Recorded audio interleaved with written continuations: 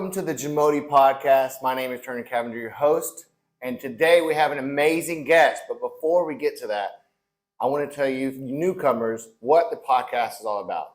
The JAMODI Podcast stands for Just a Matter of Doing. It's something that's been passed down my family line. It sounds a lot like the Nike slogan, but it's something I have tattooed on me, something I have, cut out of steel and in my facility, in my office. It's something I've lived my life by, and it's to spread more positivity in this negative world that we live in and help someone else take that positive step forward. And today's guest today is one of those people that helped me do that in my entrepreneurial career and also being a really good friend. Jeff, why don't we introduce you? I always like to have my guests introduce themselves, but this is Jeffrey Frankel. We will get into how we met here shortly, but thanks for coming on to the show today. Hey, man. Turner. Appreciate Great it. to see you. Yeah, man. of course. Glad to be here. Yeah, we caught up probably at lunch last week, and then I conned you into doing a show with me. Not conned, but I asked. But tell people who you are, where you came from, what you're doing today, so you kind of just, who the hell is Jeff? You know what I mean? So do I look there? Do I look here? You look wherever, man. I have no idea. This whole film thing. Yeah. I own Mattito's restaurants. Been doing that for 30 years. It's a Tex-Mex place, right? Tex-Mex. True Austin style, San Antonio style, depending on how where in Texas you're from. Yeah. But Tex-Mex. Of course, we've been in Dallas 30 years. Opened exactly 30 years ago, May 18th. May 18th. Yeah. Okay. And on May 18th, we just opened our newest Mattito's in Flower Mound, so 30 years to the day. Okay. And we have 3 locations. Flower Mound, which is our newest. We're in Oak Lawn and Cedar Springs, and we are on Forest Lane across from Medical City. Okay. What got you to the restaurant industry? I mean, you have an amazing story from your family. I remember telling me the story because let's start with that. We'll go into the story. So how we met. Back in the day, I had just moved back to Dallas after my college career, racing and working down in Austin for some athletes. I moved back to Dallas and I got a job at Equinox, and I got to meet his beautiful wife. We call her G, and she was just working out on her elliptical, and of course I just met her and talked to her and gave her Eclipse's towel and stuff and just chit-chatted. And eventually, I got to meet this amazing man, and then I started training him in his amazing home here in Dallas. I actually live right across the street here, these buildings behind us, so that was pretty cool and convenient. Yeah, I noticed we're filming with your home directly behind us. Yeah, that was my old place about, 10 years ago. But from there, he was my client, but turned into a really close friend. He did a lot of things for me, and I'll still never forget. My first location, standalone location, I was just getting drugged through the rocks, and I still want to thank you for purchasing a banner just to put on the front of my building because it didn't even look like I was open. He paid, $300 to $400 for that, and I still thank you for that. You needed a sign. I needed a sign. It was kind of stupid. It was like the number one rule you need on your business. Yeah, you needed a sign. But yeah, he's been someone that's. I always brought my business ideas to him. I always asked him about all those things, and he gave me a lot of insight news. Just being an entrepreneur and 30 years into the business of being an entrepreneur. I'm sure you did stuff before the restaurants, but the stories of your father and your mom. I just remember all those stories. Everything he told me. I don't remember a lot of things because I hit my head racing motocross a lot. But everything you told me, I remembered. But kind of tell me, what did you do before the restaurant industry? You where'd you go to school? What'd you do? Like, what steps you into being? Well, I always thought I was going to be an entrepreneur. Okay. I mean, so being a restaurateur wasn't necessarily on my specific radar. Actually, I became an entrepreneur very, very young. I mean, my earliest days of selling stuff date back to, 7, 8 years old. Okay. I mean, literally hawking stuff around the neighborhood. So you always just kind of like I was always wanting to make deals. I think the first business I had, my sister really upset me, and I was probably all of about 7 or 8, and she was 5. Mm-hmm. And I gathered up all of her toys and set up a table out in front of the house, and put a for sale sign, and so that was my first business. Oh man, yeah. But a great business model. Low inventory cost. Oh my God, I've never heard that story. Low rent. So that was probably the first thing I ever did, and then from there I rolled in. So we lived in a golf course community out in North Richardson, and we didn't live on the golf course, but we lived across the street from the people that lived on the golf course. And my best friend, his house backed up to the course, and so all summer long, I had this idea of, basically just, grabbing a cooler full of drinks and yelling at the golfers as they come by and offer to sell them a cold drink. It was kind of before the days of the cart girls. Yeah. And innovative. And so that was my first experience having a landlord, because my best friend didn't just let me, basically he said, you can, use my backyard to sell you drinks, and we can hang out in the pool, wait for golfers to come by. He said, but you buy the drinks, you sell it to the golfers, and you pay me a cut since it's my property. So he was my first landlord. But I mean, made a lot of money selling drinks to the golfers going by. Yeah, before cart girls. I mean, that's pretty innovative. And then high school, got into lawn mowing. Okay. And started out, mowing yards, but very quickly realized that it'd be a whole lot more fun to have other people mowing yards for me. And so which is your leverage, right? To be an entrepreneur. Yeah. Well, and so I had an aunt who worked at the Richardson Daily News in advertising. Okay. And so I went to her and asked her if she'd help me design an ad. So she had the art department design up just a little flyer and had the name of my company on there, and had a picture of a guy mowing a yard and all that stuff. And so she mocked something up for me back then, of course, pre-computer. So, it wasn't like you could do it yourself back then. And I took it to the copy shop, and had like 1,000. The old copy shop. The copy shop, and I had 1,000 copies of this made. Mm-hmm. And then I went to all the best neighborhoods around Dallas, the ones with the biggest, nicest yards. Mm-hmm. And I stuck those flyers on 1,000 doors, and I had a lot of phone calls. And so I borrowed my mom's Cadillac, put on a suit, grabbed a order pad, and walked around and gave people estimates. And I signed up about 100 customers within a week or two. And then I got all of my friends, offered them all jobs paying more, than the minimum wage they could make, working at the hot dog stand on the corner. Had my sister mowing for me. I had 3 or 4 of my friends. I went over to the Sears outlet store and bought like 4 mowers, and I bought this giant yard vacuum. Man, Sears, dude. Sears was the bomb back then. Oh yeah. So basically I spent the whole summer driving around.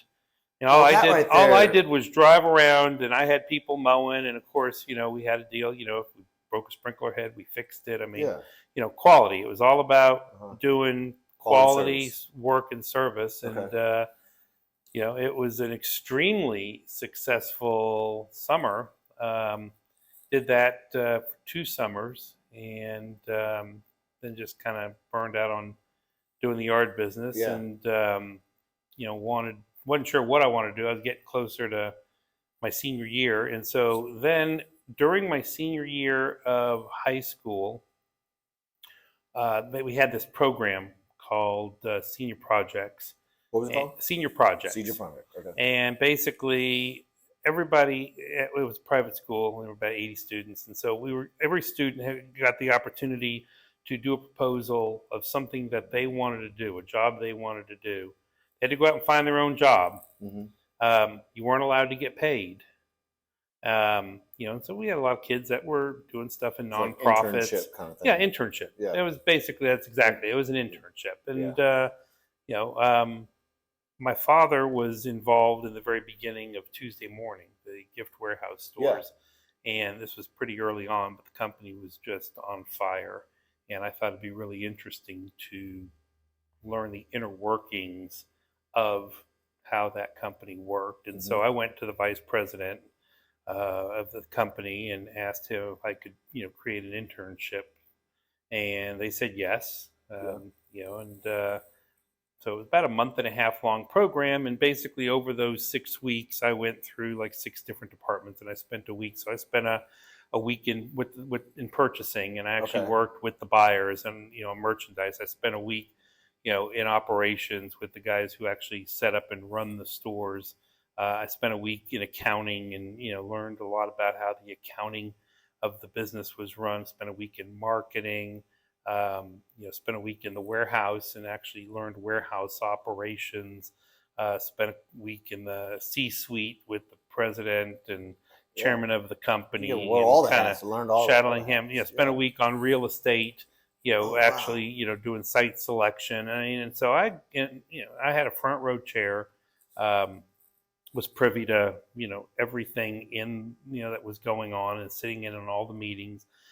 Was given some specific projects along the way, and I learned just absorbed all of this. And so and I had worked briefly in the warehouse just like as a job. That was in addition to all the other things prior to that all of this internship. I briefly worked in the warehouse and had done some time there, just doing warehouse work. And so at the end of senior project, and it was about a month before my high school graduation, and I hadn't figured out what I was doing for the summer, and I was talking to the executives a Tuesday morning, and they asked me what I wanted to do for the summer, and I said, I wouldn't mind staying on doing this. Of course, I need to get paid. And they said, well, that's not really a job that we can offer, and they offered me to go back into the warehouse. Okay. I said, I'm going to pass, but thank you very much. And I ended up going. You gained a lot from that internship. Oh, I got a lot. So I wasn't sure what I was going to do, but it's literally my high school graduation, my 18th birthday, all fell on May 31st. Okay. And I'm with my parents, and we're running a few errands. And my parents had been talking about frozen yogurt that they had discovered this, they taste like ice cream, but super healthy. And of course, it's yogurt, and it's long before your time, Turner. But frozen yogurt back then was kind of, people turned their nose up. It was like a curdled, gross. What as frozen yogurt today is not what the connotation was back in 1980. Sort of negative outlook on it? Or nobody knew what it was. Okay. Nobody even, nobody had ever heard like yogurt. Yeah, nobody had ever seen a yogurt store. And there was two actually in Dallas. And my parents had discovered it, and they were going there. And so they dragged me over there on May 31st, my 18th birthday, and asked if me to try some, and I'm like, absolutely not. I'm just. Oh, you were like, no. No, it looked like ice cream, but I'm like, it's yogurt. No, this is going to be gross, and absolutely not. And so my parents insisted, and I taste the yogurt. And I'm like, wow, this is amazing. Tastes like ice cream. Yeah. And so now I'm sitting with my parents at this yogurt shop out in Richardson, and I'm just like, and there's a line of people out the door, and I'm like, this is amazing. My parents are like, yeah, see, we told you, this is really wonderful. So we're driving home from the yogurt shop, and we're talking about how wonderful it is. And there's this little strip shopping center under construction off of Forest Lane over across from Medical City. Okay. And I'm like, Dad, that would be a great location for a yogurt store. And so I'm like, turn around. I want to write down the name of the realtor's name on the sign. So we turn around, and my dad indulges me, and I write it down. And of course, I graduated later that day. And then the next day I got up, and I got the yellow pages out, and I'm sitting outside by my parents' pool, and I'm making notes and starting to make phone calls and do research. And I guess it was about 2 weeks after that, I had come up with my full business plan for how I was going to open a frozen yogurt shop. Okay. And my dad's CPA, I showed the plan to him, and he looked at it, and he's like, this is actually a pretty good plan. And so that's big coming from your dad. He agreed. Yeah. So he agreed to take me to the bank, which he was on the board of, I had saved up quite a bit of money, doing all my other little, yard business and all that. And he agreed to co-sign a note at the bank. And literally 2.5, 3 weeks after my high school graduation, I'm building a frozen yogurt shop.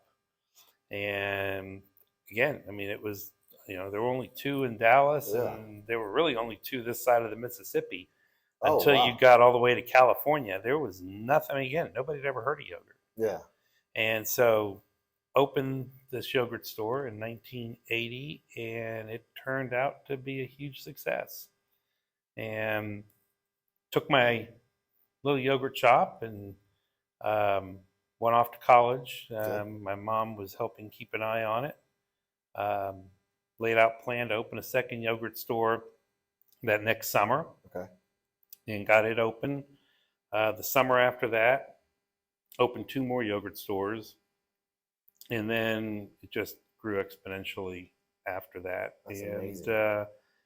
I ended up, so I opened my first store in 1980, sold the company in 1990. And at that point, we were 35 restaurants in 8 states. Wow. And so... that's very impressive.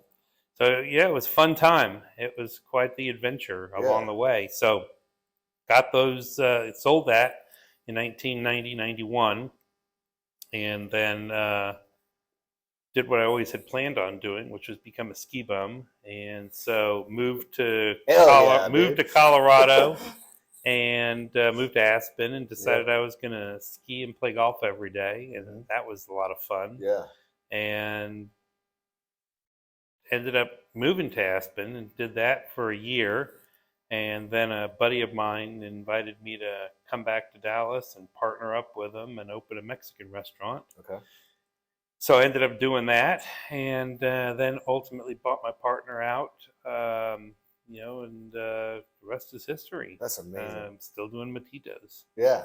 So there are some nuggets I want to pull from that story. So for someone that is entrepreneurial, like most of you that are viewing this, that's why you're watching the show, you can listen to stories or situations or see something and dissect it. So for instance, dissecting the story about the lawnmower stuff, okay? Back then, they didn't have computers, one, okay? So you went off, you made the effort to go out, make an ad, right? To do something out that people don't normally used to. There wasn't internet back then, right? You went out and put the legwork in. You knocked on doors. You asked people. You wowed them probably, right? You charmed them with your good looks, right? And then you signed them up, and then you use leverage to scale that business with employees, okay? I think that's a great business model you had right there, just to step you into something. A lot of people today probably will have too much of an ego to do lawns, right?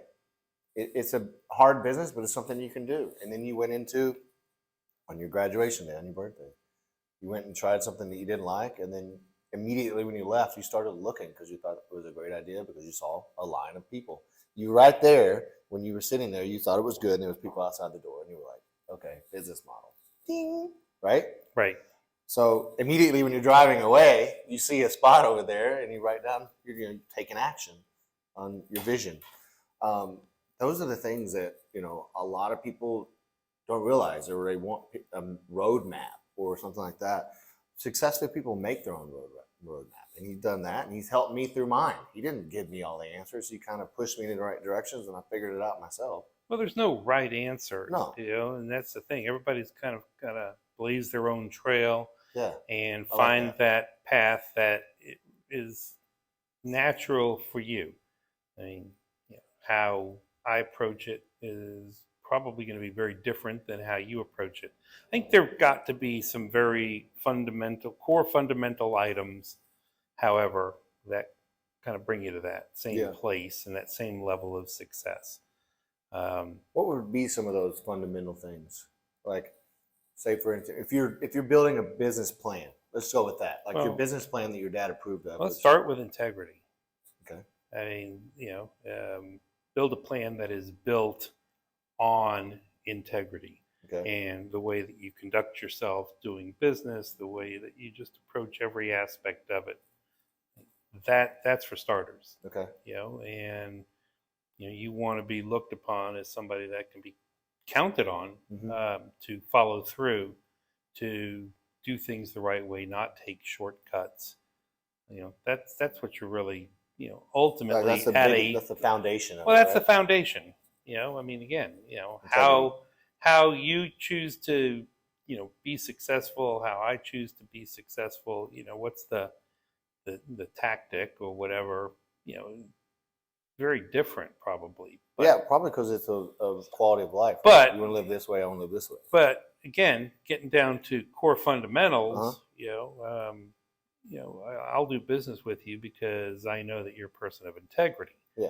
And that shows in your whole approach to doing business. I feel like, I do the same thing.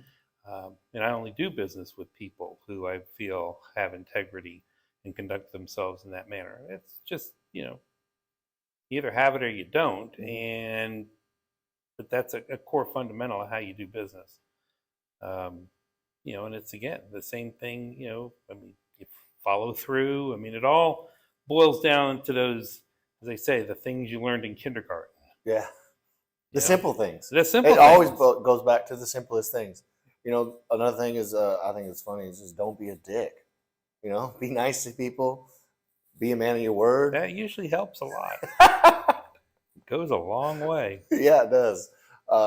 Yeah, so that's a great, integrity. I've never really thought about that, but that's really a foundation to something that's going to scale, or trust, to gain people's trust, obviously. What would be another thing that, another nugget that these viewers or listeners could take home if they're trying to take a next step in their life to better their success, whether it's business or just life? Like, or business, really, because that's what we're really on right now. Well, I know I'm putting you on the spot. No, I can't. There's a camera involved. It's right there. I figured when I saw the camera that I was going to get put on the spot. Yeah. Comes with territory.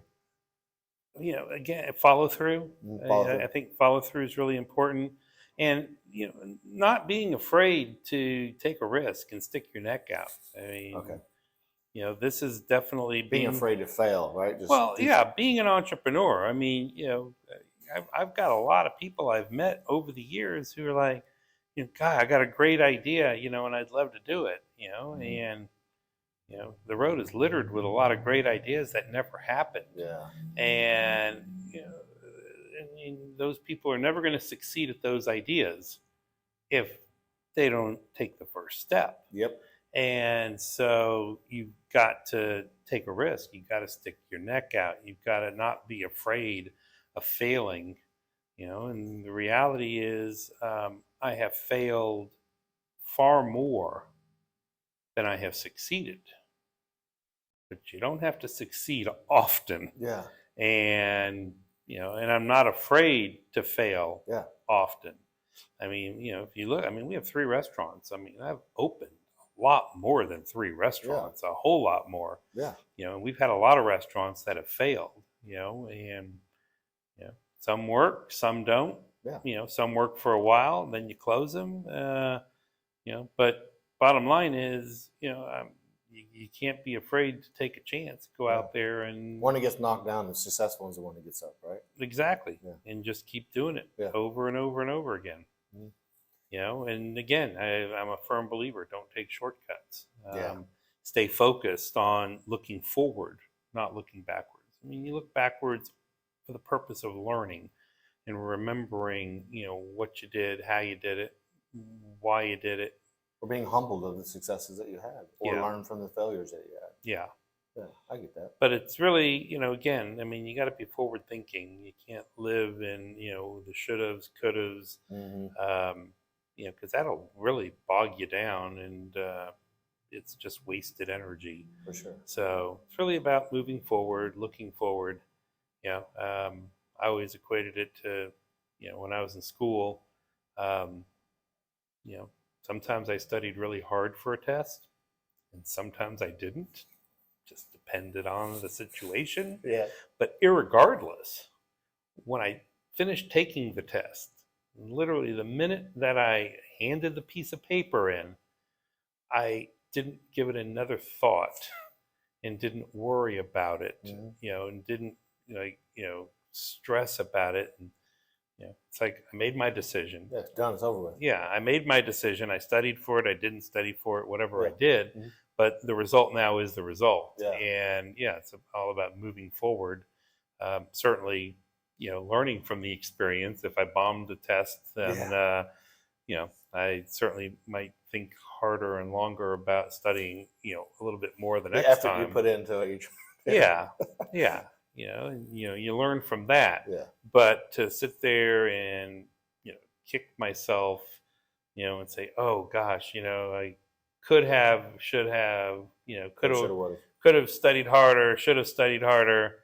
I already made the decision. It's already done. I'm already moving forward and thinking about the next test. I mean, you always have a lot of good nuggets over the years that I used to train you as a personal trainer and friend and hangout sessions. And I mean, he's given me relationship pointers. Only a little bit. Which I've taken right immediately.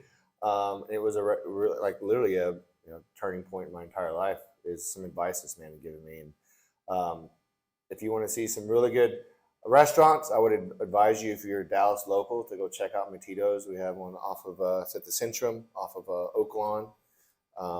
The other one in South Lake just opened, right? Flower Mound, not South Lake. Sorry, Flower Mound, Long Prairie Road. Beautiful restaurant. It's really very, very. I still need to go check it out. I was invited to the friends and family, but I wasn't able to make it. And then we have the other one off of Forest Lane, right next door to that little shopping center that I drove by with my mom and dad. Oh, I mean, literally for the yoga show. It's like next door, right next door. Next time I go to the restaurant, I'm gonna look at that. I didn't know that story. Yeah, you've got the restaurant. There's another little piece of which is now going to be a car wash. So you got the restaurant, car wash, and then this little strip shopping center. And at the end of the shopping center, there's a Starbucks. Starbucks, that's where it is. And I opened that shopping center. It was a brand new building, and we were in the space where the Starbucks is. That's awesome. And we opened that in August of 1980. That's awesome. Before my time. Yeah. Yeah, awesome. That is definitely before your time. It's before a lot of time. Yeah. Almost before my time. I like to keep these things sweet, but the nuggets to take away in summary of this, interview podcast that we have here from an amazing friend, and I don't even like to call you client. This is just a good friend of mine. Is integrity, moving forward and following through with what you say. I kind of related to it as a man of your word or a woman of your word, whatever it is, and don't be afraid to fail, right? Those are all little nuggets. And I'll give you one more. Ooh! One more, just a bonus to part with. All right. You can do it right, or you can do it over. Okay. That's powerful. Like, done is done, right? Done is what gets you paid. Well, I mean, again, but if you're going to do something, take the time and do it right the first time. Because if you don't do it right the first time, you're going to end up doing it again. So do it right or do it over. Ooh, coming with the good nuggets. I appreciate you guys lending me your ears, eyes, and remember, as I always say, JAMODI. It's just a matter of doing it. Take care.